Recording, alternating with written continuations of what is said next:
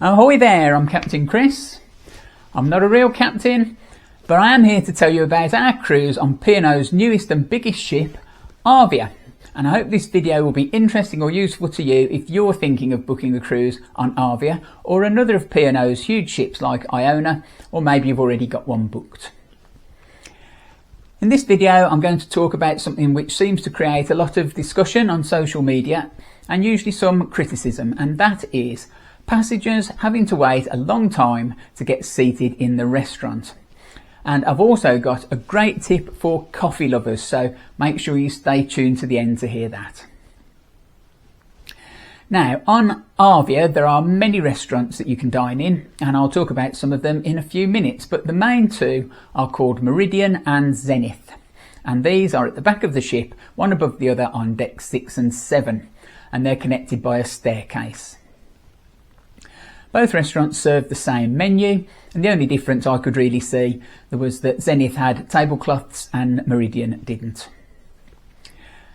When you book your holiday and pay the select price, this gets you some benefits, and one of those benefits is the chance to choose to dine at the same time each evening at either an early or late time slot. If you choose this option, you'll have nothing much to worry about with regards to queuing, but you can also choose what's called freedom dining, where you can turn up at the restaurant anytime you like and be seated.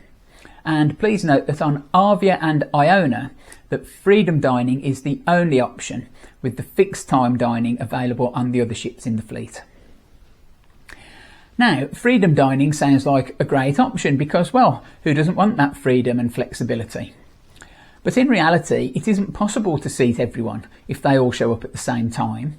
So what actually happens when you arrive at the restaurant is that you're asked to join a queue. Now, there are two ways to queue, and neither of them involve actually physically standing in line. The first way is to be given a paging device.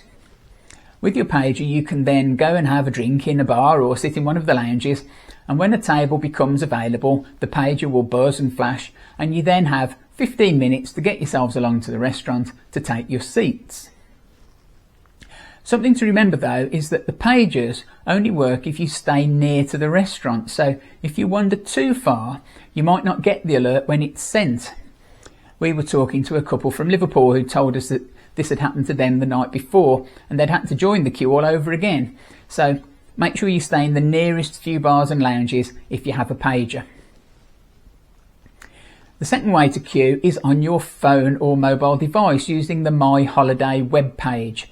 And it's worth knowing that you can use the My Holiday website even if you haven't paid for a Wi-Fi package. On the My Holiday webpage, you can join a virtual queue, and this has a few advantages over the pager system. For one thing, you can use this system from anywhere on the ship, not just near the restaurant, so we often join the virtual queue from the comfort of our cabin. Remember, you can take a litre of wine or champagne per adult for consumption in your cabin, so time spent queuing virtually in your cabin can be passed with a drink in your hand, but you can no longer take a bottle of spirits anymore. That rule was changed in May 2024. Another advantage of the virtual queue is that it tells you on the web page how many people are in front of you, and as the number counts down, you'll get a feel for how much longer you'll be waiting. You can join the virtual queue for Meridian or Zenith at 6:30 each evening, but you can collect a pager from 6 o'clock, which means that the people who collect a pager will have a half-hour head start on those using the My Holiday website. But what if you want to try one of the many other restaurants that are available to you, some of which are included in your fare and some of which come at an extra charge?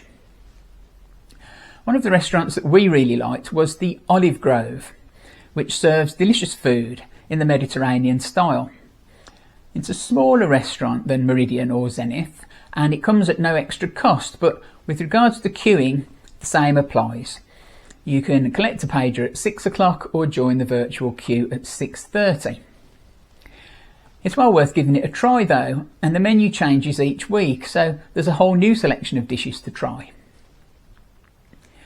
Another restaurant that we tried was the Keel and Cow, which is in the style of a British gastropub, but does come at an extra cost. Incidentally, the Prime Minister burger they serve here is by far the best burger on the ship, much better than the ones at 6th Street Diner. But there's a crucial difference at the Keel and Cow, which is that it's open from 11:30 AM and you don't have to wait until 6:30 to join the virtual queue. You can join it any time. When we went, we joined the virtual queue and we were called to our table straight away. It's also worth knowing that some of the other restaurants on board, Sindhu, Green and Co, the Epicurian and the Limelight Club, need to be booked in advance. If you find all of that a bit of a faff, then there are plenty of alternatives that don't require any booking or queuing. At the quays on deck 8, you'll find fish and chips at Hook, Line and Vinegar, an Asian fusion option, and your Sunday roast type meals all wrapped up in a giant Yorkshire pudding. And no booking is required, you just turn up, find a seat and collect your food from the serveries, and they're all open from noon. Then of course there's the ever popular Horizon buffet on deck 16. Horizon serves food almost all day long. Breakfast is 6:30 AM until 11. Then lunch is available from noon until 5. Alongside that there's afternoon tea from 3 PM until 5. On the starboard side, children's tea is served from 5 PM until 5:45. Then it's dinner from 6 PM until 9:30. And just in case you've still got a bit of room, late snacks are served from 11 PM until 1:30 in the morning, and they can make you hot chocolate if you ask. A lot of families use the buffet for nearly all their meals as it's so readily available.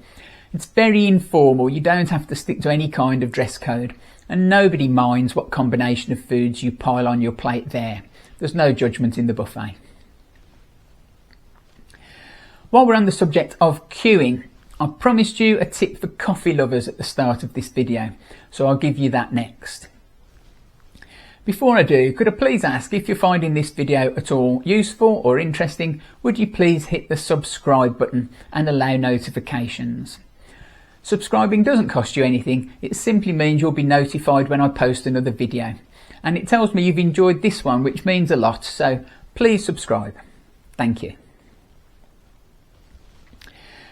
Now, here's my tip for coffee lovers. The Costa Coffee in Vista's Cafe Bar is really popular, and long queues form there of people wanting to get their caffeine fix. But Costa Coffee is available at all of the bars, so you don't need to stand in that queue. Try the Glass House in the Atrium or Laguna Bar on deck 16 as quieter alternatives. So what did we learn from our time on board Arvia? Well, we learnt that if you want to eat in the main restaurants at 7 or 7:30, join the virtual queue at 6:30. And being 5 minutes later than that puts you many places further down the queue. We learnt that not all drinks are available in all bars, so use the time that you're queuing to collect your favourite cocktail from whichever bar sells it and take it with you into your restaurant of choice. We learnt that trying some of the other dining options is well worth it, and the ones that cost extra may well be quieter. We learnt that getting a pager at 6 o'clock gets you ahead of the virtual queuers. And if all else fails, there's always the buffet. Wherever you dine on your cruise, I hope you have as great a holiday as we did, and until next time, thanks for watching.